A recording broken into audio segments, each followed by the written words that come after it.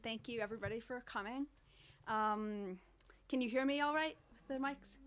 So I'm just going to talk a little bit, and then I'll read just a little tiny bit from the book so you have a sense of what the book itself is actually like.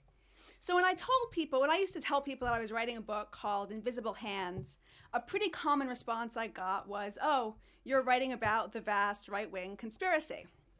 And I would usually say, no, the reason the book is called Invisible Hands is, well, first of all, it's a kind of pun on Adam Smith's metaphor of the invisible hand. The idea that by stepping aside and letting the free interaction of individuals in the marketplace determine the course of social life, that we can have the best possible outcomes for everybody. But in fact, I suggested that part of the reason this idea of the market is so widespread in American culture and politics today isn't because it's spontaneously caught on, but is because of it was promoted in a self-conscious way by a group of people who sought to kind of push it forwards and push it into the mainstream of American life. The book is about kind of things happening behind the scenes. It's a book about the conservative movement, which doesn't just look at the public figureheads of the right, William F. Buckley to Barry Goldwater to Ronald Reagan, although all of those figures do appear in the book. But the book is really about the people who financed them, who backed them, supported them, and the kind of milieu that they emerged out of. So I began writing this book in the early part of the decade. And like many people, I wanted to understand kind of where the strength of conservative politics came from.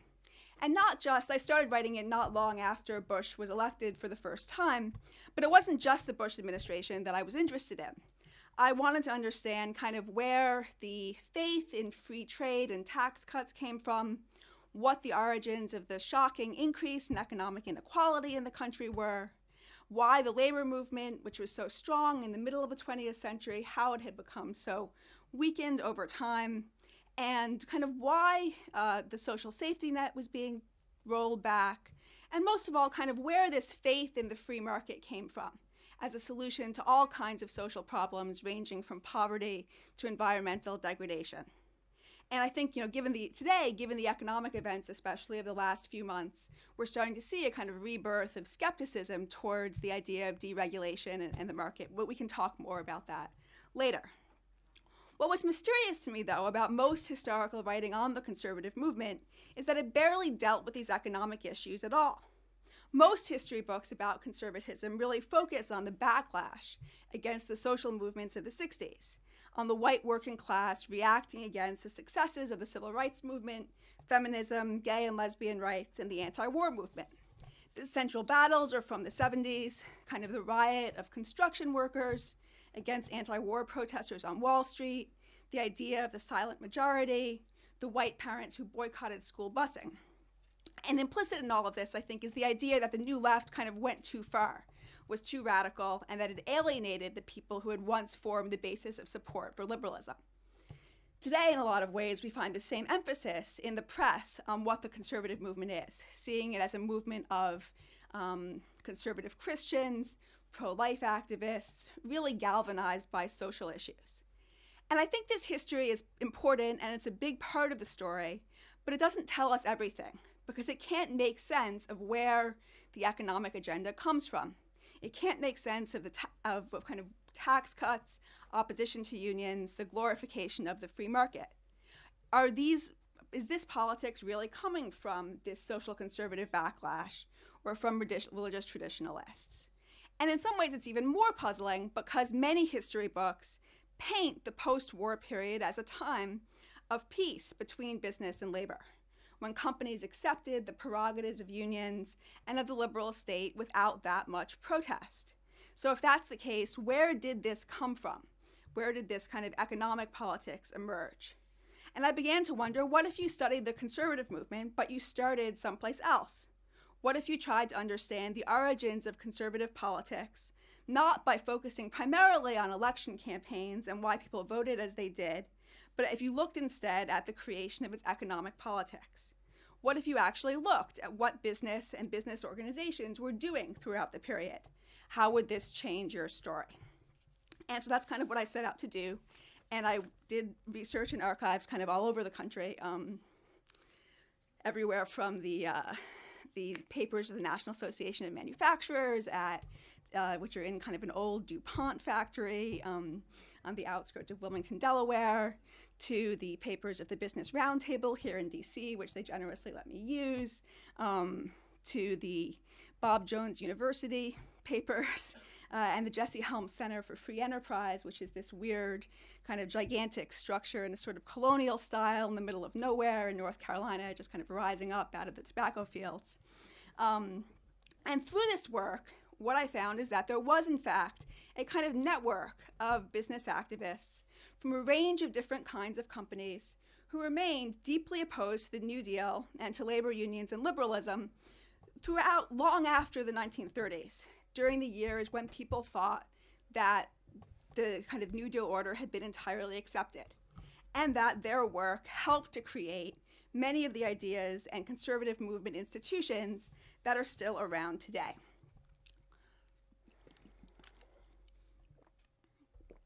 So, for a couple of examples of this, in the 1950s, men like Jasper Crane of DuPont had been one of the kind of companies most active in actually fighting the New Deal during the 30s, helping fund and found the American Liberty League, one of the earliest anti-New Deal organizations.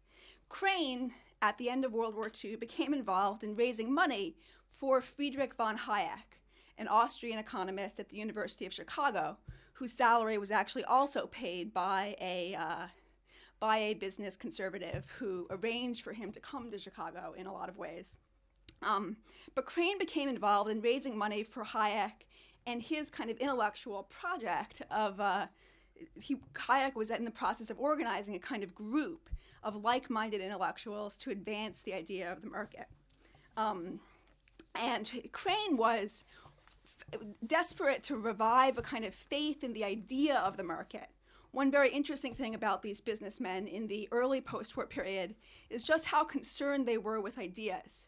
They felt like it was critical to kind of not just the kind of first principles of capitalism really needed to be reconstructed for people, rescued from the kind of tarnishing they had experienced during the Great Depression and the New Deal. Crane described himself as a revolutionary for freedom, and he believed that what the American people really needed was a book, a New Testament of capitalism, as he put it, a Bible of free enterprise. And he found in Hayek's work, in books like The Road to Serfdom, a kind of solution, or he thought, the kind of book that the American people needed to read. And so he helped kind of raise money for Hayek over the years, because, as he put it, what the highbrows upstairs talk about today has such a decisive influence on the public opinion of tomorrow. That was kind of one sort of area that I looked at, was sort of business conservatives working with these kinds of ideas. Along the same lines, I learned about companies like General Motors and U.S. Steel, generally thought to have very positive relationships with their unions during this period, giving money to the American Enterprise Association, now the American Enterprise Institute, founded in the mid-40s and kind of which grew over the course of the 1950s. And the American Enterprise Institute saw these sort of business opponents of the New Deal as its major funding base during these years.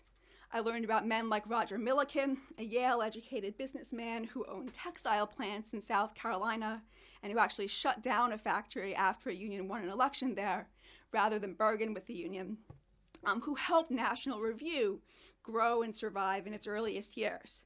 William F. Buckley referred to Milliken as the most valuable asset of the magazine. And Milliken also was one of Barry Goldwater's earliest supporters and promoters. So this world of business conservatives, people ardently committed to fighting the New Deal and labor and liberalism, also provided the sort of milieu that politicians like Goldwater and Ronald Reagan emerged out of. People generally know about Reagan's time at General Electric during the 50s, where he went to work after leaving Hollywood when his career kind of stagnated, he had been doing a lounge act in Las Vegas, which he found kind of depressing. But at the company, in addition to hosting its a kind of weekly television program, he would travel from plant to plant around the country, and GE had over 100 plants at the time, speaking to audiences of workers and also to local kind of Chamber of Commerce and Rotary Club groups.